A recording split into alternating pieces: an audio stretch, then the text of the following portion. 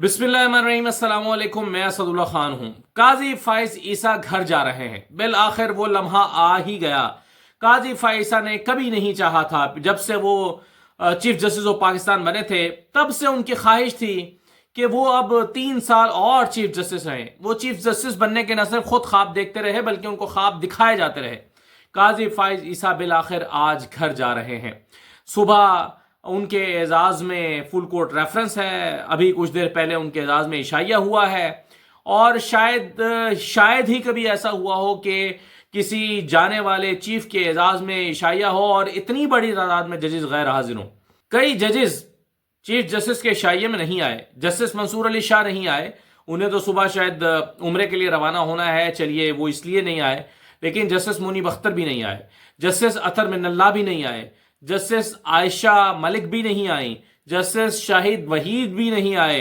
बहुत बड़ी तादाद होती है ये जजेस की, जो 17 में से इतने बड़े जजेस इतनी बड़ी तादाद में गायब हो। हाँ, कौन आए? जमाल खान मंदुखेल आए, अमीनुद्दीन आए, जस्टिस मुसर्रत हिलाली आई, इन्हें तो आना ही था। जस्टिस मोहम्मद अली मजहर आए, और बाकी मियाँ खैल वगैरह और तारिक मसूद वो तो काजी साहब के दोस्तों में से हैं। तो लेकिन सुप्रीम कोर्ट के सीनियर तरीन जजेस जो सुप्रीम कोर्ट में मैटर करते हैं, वो सारे जजेस आज काजी फाइजा के इशाइये से गैर हाजिर है। क्या कमा के जा रहे हैं? कितना ही कोई बदकिस्मत शख्स होगा जो अपने साथियों की मोहब्बत ही ना हासिल कर सका हो। कितना ही बदकिस्मत शख्स होगा जो अपने साथियों, जिसके साथ ही उसको रुखसत करने के लिए उसकी रिटायरमेंट की तकरीब में शरीक ना हो रहे हो। काजी फाइजा साहब ये लेकर जा रहे हैं क्योंकि उन्होंने सोचा नहीं था कि वो घर जाएंगे, क्योंकि जिस दिन से वो आए थे उन्होंने उसकी हिकमत अमली बनाना शुरू कर दी थी। वो चाहते थे कि वो अपनी इतनी वफादारी निभाएं, अपनी इतनी वफादारी साबित करें कि उनको मजीद बरकरार रखने के लिए हुकूमत पूरी सर धड़ की बाजी लगा दे। तो बहरहाल काजी फाइजा साहब जब जा रहे हैं तो तारीख उनको किन अल्फाज में याद रखेगी, इसका जिक्र तो मैं अगली वीडियो में तफसील से करूंगा कि काजी फाइज ईसा को तारीख किन अल्फाज में याद रखेगी। सुप्रीम कोर्ट में सारा दिन गुजारने वाले रिपोर्टर्स क्या कहते हैं, वकला क्या कहते हैं, पॉलिटिशियंस क्या कहते हैं, इसकी बात तो हम अगली वीडियो में करते हैं। लेकिन अभी आ जाइए ज़रा इस बात पर कि जो जस्टिस मंसूर अली शाह साहब हैं, उनका एक तो राना सनाउल्लाह साहब का मैंने कल ही जिक्र कर दिया था वैसे उनकी अपने वीलॉग में, लेकिन आज जरा ज्यादा प्रोमिनेंट होकर उनका बयान टीवी पे चल रहा है कि जी तहरीक इंसाफ की वजह से मंसूर अली शाह को हमने नहीं लगाया। हमने मंसूर अली शाह को इसलिए लगाया क्योंकि तहरीक इंसाफ ने उनको कंट्रोवर्शियल कर दिया था। तहरीक इंसाफ ने कहना शुरू कर दिया था कि जब जस्टिस मंसूर आएंगे तो इस हुकूमत को घर भेजेंगे। हालांकि तहरीक इंसाफ ने ये कभी नहीं कहा। तहरीक इंसाफ ने कहा था कि अक्टूबर के बाद जो है वो इंसाफ शुरू हो जाएगा और ये हुकूमत जो है वो बरकरार नहीं रह सकती। उनका इशारा ट्राइब्यूनल्स की तरफ था कि ट्राइब्यूनल्स जब अपना काम करने लगेंगे, ट्राइब्यूनल्स जब एक्टिव हो जाएंगे तो उसके बाद हुकूमत का बरकरार रहना आसान नहीं होगा। ये असद कैसर साहब का और बाकी लोगों का जो है वो ख्याल था। लेकिन राना सनाउल्लाह ने अब सारी गेम उठा के तहरीक इंसाफ पे डाल दी और जस्टिस मंसूर को बता रहे हैं कि भाई तुम्हारे ना लगाने की वजह यह है कि तहरीक इंसाफ ने हमें डरा दिया था कि तुम आओगे तो हमें घर भेज दोगे। तो ये राना सनाउल्लाह साहब की मंतिक है। लेकिन जो बात असलम गौरी साहब ने कही है, JUI के जो तर्जुमान है, वो बड़ी सिग्निफिकेंट है। वो कहते हैं कि पीपल्स पार्टी से हमारा ये इत्तेफाक हुआ था, हमारा तय हुआ था कि अगले चीफ जस्टिस जस्टिस मंसूर ही होंगे। लेकिन जस्टिस मंसूर के जो है वो इस नाम पर इत्तेफाक होने के बावजूद पीपल्स पार्टी मुकर गई। और वो कहते हैं कि ना जाने पीपल्स पार्टी ने कमेटी में जाकर अपना फैसला क्यों तब्दील कर लिया। वो कहते हैं या पीपल्स पार्टी से ही पूछें कि उन्होंने अपना फैसला क्यों तब्दील कर लिया, लेकिन फैसला तब्दील किया है। यानी ये अंडरस्टैंडिंग थी JUI के साथ पीपल्स पार्टी की, और उनको यकीन दिलाया गया था कि जस्टिस मंसूर जो हैं वही होंगे चीफ जस्टिस। और BBC को जो इंटरव्यू दिया है बिलावल ने, उसमें उन्होंने यही कहा है, उन्होंने कहा कि हमें नहीं मालूम था, हम नहीं समझते थे कि जस्टिस मंसूर चीफ जस्टिस नहीं होंगे। उन्होंने कहा कि मुझे नहीं मालूम था कि जस्टिस मंसूर चीफ जस्टिस नहीं बनेंगे। यानी वो तासुर ये देते रहे हैं कि जस्टिस मंसूर होंगे। और कुछ अर्सा पहले मेरी पीपल्स पार्टी के एक बहुत सीनियर रहनुमा से बात हुई, उस सारे प्रोसेस में मुलाकातों में शरीक रहे हैं। उन्होंने मुझे कहा कि आप बेफिक्र रहें कि जस्टिस मंसूर जो हैं वही होंगे चीफ जस्टिस ऑफ पाकिस्तान। तो मैंने पूछा कि फिर आईनी बेंच का सरबराह? उन्होंने कहा हाँ वो وہ قاضی فائزہ ہو سکتے ہیں، اس بارے میں ہم کچھ نہیں کہہ سکتے. یعنی قاضی فائزہ کو یہ پلان تھا کہ قاضی فائزہ کو ہم اگر آئینی عدالت میں لے جائیں، جو الگ سے آئینی عدالت بن رہی ہے، جو جسٹس منصور کو پھر اس میں بھی لگا دیا جائے تو یہ تو ٹوتھ لیس قسم کی سپریم کورٹ ہوگی، تو اگر لگا بھی دیا جائے تو کیا فرق پڑتا ہے.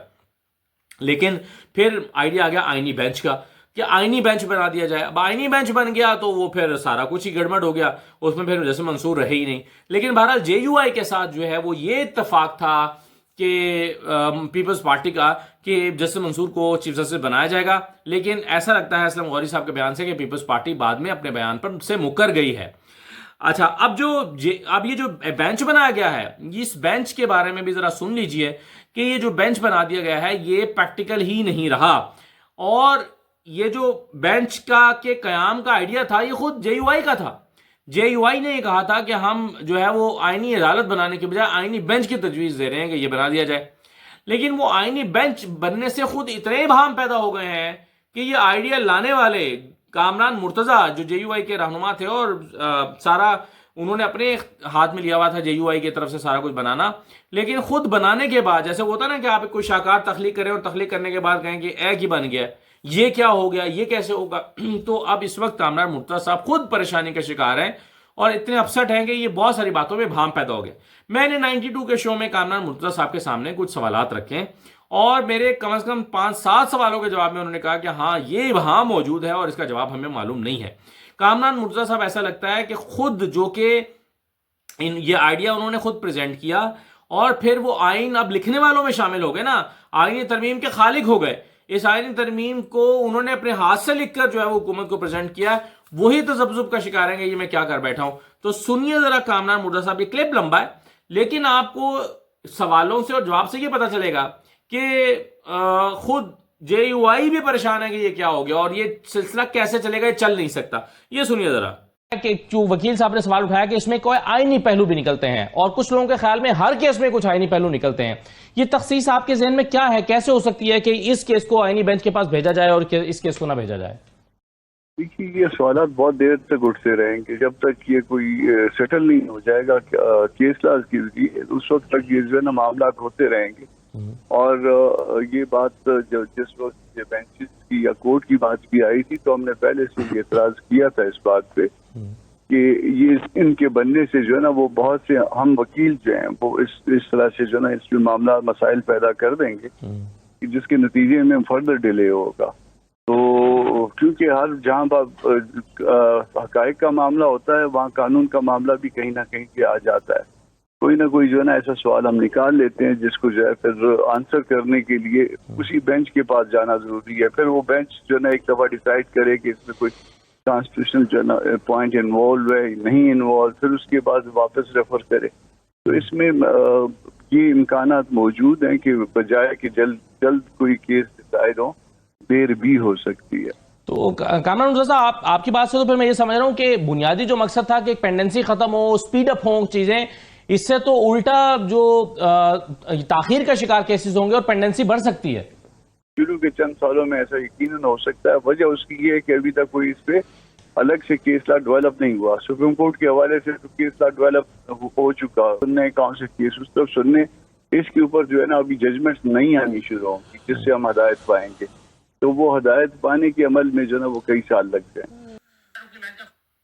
اچھا، اب دیکھیں نا کامران مرتضیٰ صاحب کیا کہہ رہے ہیں، وہ کہہ رہے ہیں کہ پینڈنسی اور بڑھ سکتی ہے اور تاخیر کا شکار ہوں گے کیسز، کیونکہ ابھی ہر کیس ہی جانا شروع ہو جائے گا آئینی بینچ کے پاس، کیونکہ وکلا کہیں گے کہ جی اس کے آئینی پہلو نکلتے ہیں. تو اس سے تو ابھی شروع کے چند سالوں میں پینڈنسی اور بڑھ جائے گی. خود کامران مرتضیٰ کہہ رہے ہیں جو یہ تجویز لے کر آئے تھے، یعنی جو بنیادی مقصد تھا کہ پینڈنسی ختم ہو، پینڈنسی تو اور بڑھ جائے گی. اب اور سنیے، رکن بینچ کا فیصلہ سن سکے گا، ریویو سن سکے گا انفیکٹ؟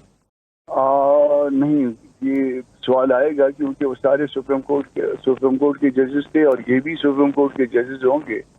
تو پھر ایک نیا مسئلہ جو ہے یقیناً اس حوالے سے آئے گا کہ بڑے بینچ کا فیصلہ جو ہے وہ چھوٹا بینچ کیسے سنے گا. آپ کے ذہن میں کوئی اس کا جواب موجود ہے کہ یہ کیسے اس مسئلے کو حل کیا جائے گا؟ دیکھیے، ہم تو منع کرنے والوں میں سے تھا کہ نہ کریں، معاملے کو اس طرف نہ لے جائیں جس میں پھر جو ہے کمپلیکیشنز ہوں، کیونکہ جو اس وقت کامران صاحب، یہ پریکٹس اینڈ پروسیجر کمیٹی اسی طرح سے کام کرتی رہے گی یا اس کا کام بھی متاثر ہوگا؟ اور یہ جو ہوگا ڈیسیژن لینا ہے کہ کون سا کیس کس بینچ کے پاس، آئینی بینچ کے پاس جائے گا یا نہیں، یہ کون فیصلہ کر رہا ہوگا؟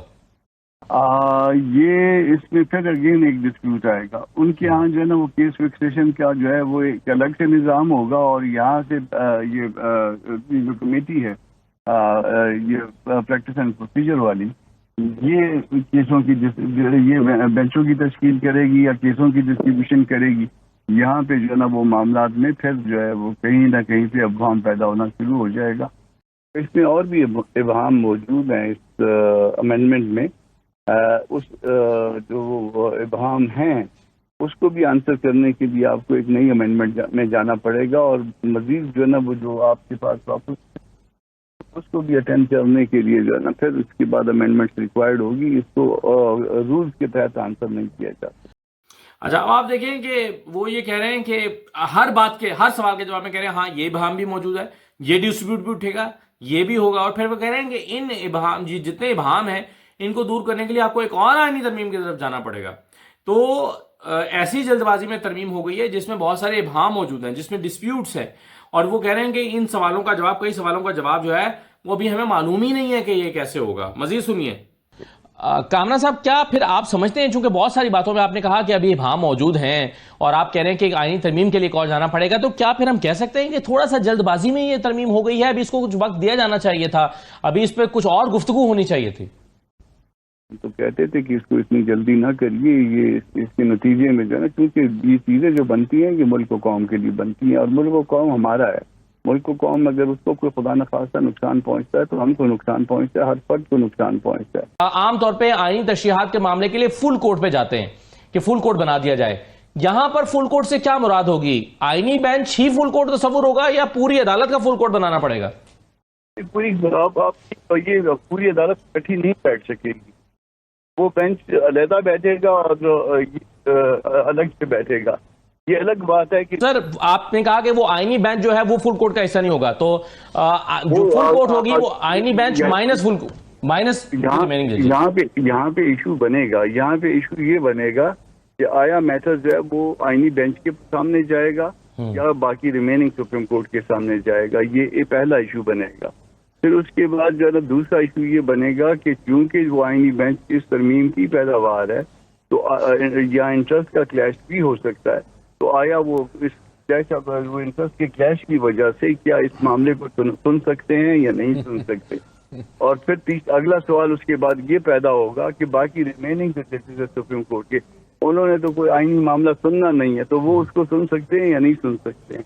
تو یہ بہت سے ایسے سوالات ہیں جس کا جواب ابھی تک وہ کہتے ہیں بہت سے ایسے سوالات ہیں جس کے جوابات ابھی تک ہمارے پاس نہیں ہیں. تو یہ سارے جو یعنی کامران مرتضیٰ تو لیڈ کر رہے تھے اس آئینی ترمیم کو ایک طرح سے، مولانا فضل الرحمان صاحب کی، کیونکہ انہی کا مسودہ مانا گیا، تو یہ مسودہ تو لکھا ہی کامران مرتضیٰ صاحب نے، اور پھر بھی وہ کہتے ہیں کہ اس میں اتنے ابہام موجود ہیں، تو پھر یہ کیسے چلے گا؟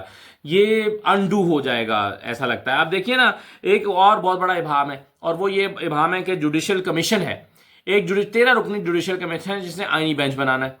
اچھا، اب اس جوڈیشل کمیشن کے ممبرز کون ہیں؟ Chief justice of Pakistan, 3 senior ججز، اور 5واں جو جج ہے وہ آئینی بینچ کا سربراہ ہوگا. اب آئینی بینچ کا سربراہ جو ہے وہ بنیادی طور پر اس بینچ میں شامل ہے جس نے آئینی بینچ بنانا ہے. تو آئینی بینچ جب بنے گا ہی نہیں، بنا ہی نہیں ہوگا، اس کا کوئی سربراہ ہوگا ہی نہیں، تو وہ جوڈیشل کمیشن میں کیسے بیٹھے گا؟ اچھا، یعنی جوڈیشل کمیشن اس کا مطلب نامکمل ہے. تو پہلے مرغی آئے گی یا پہلے انڈا آئے گا، یہ پتہ ہی نہیں ہے. اگر آپ دیکھیے نا کہ آئینی بینچ جو ہے وہ اس جوڈیشل کمیشن نے بنانا ہے جس کا خود ایک ممبر آئینی بینچ کا سربراہ ہوگا، تو کیا ہوگا پھر کیا نامکمل جوڈیشل کمیشن بیٹھ کے آئینی بینچ بنائے گا، اور پھر اس کا جو چیف ہوگا وہ آ کر واپس جوڈیشل کمیشن میں بیٹھے گا؟ تو اس کا مطلب ہے کہ آئینی بینچ نامکمل جوڈیشل کمیشن بنائے گا. تو یہ اگر فرض کیجئے کہ آپ یہ کہتے ہیں کہ نہیں، جوڈیشل کمیشن پہلے آئینی بینچ کے سربراہ کو مقرر کرے، وہ آئینی بینچ کا سربراہ آ کر یہاں پہ بیٹھے اور پھر نیا ہو، تو پھر اس کے لیے پھر آپ کو آئینی ترمیم کرنی پڑے گی، یعنی آپ کو یہ طریقہ کار وضع کرنا پڑے گا، یہ طریقہ کار بنانا پڑے گا جو ابھی تک آپ نہیں بنا سکے. تو اتنے ابہام ہیں یہ قاضی فائز عیسیٰ کے کے چکر میں جو شروع ہوا تھا کہ جوڈیشل پیکج لے کر آ رہے ہیں، وہ جوڈیشل پیکج جس میں قاضی فائزہ بھی 3 سال کے لیے ایکسٹینشن مل جائے گی ان کو، وہ جوڈیشل پیکج تو نہ آیا، ایک بیچاری لولی لنگڑی سی ترمیم آئی ہے، اور اس کا بھی حال یہ ہے کہ خود اس کا خالق جو ہے وہ پریشان بیٹھا ہے، سر پکڑ کے بیٹھا ہے کہ میں کی کر بیٹھا ہے۔ تو یہ ہے حالات، لیکن اگلی ویڈیو میں آپ کو ذرا قاضی فائزہ کو تاریخ کن الفاظ میں یاد رکھے گی وہ ذرا ضرور دیکھیے گا۔ اجازت دیجیے، اللہ حافظ۔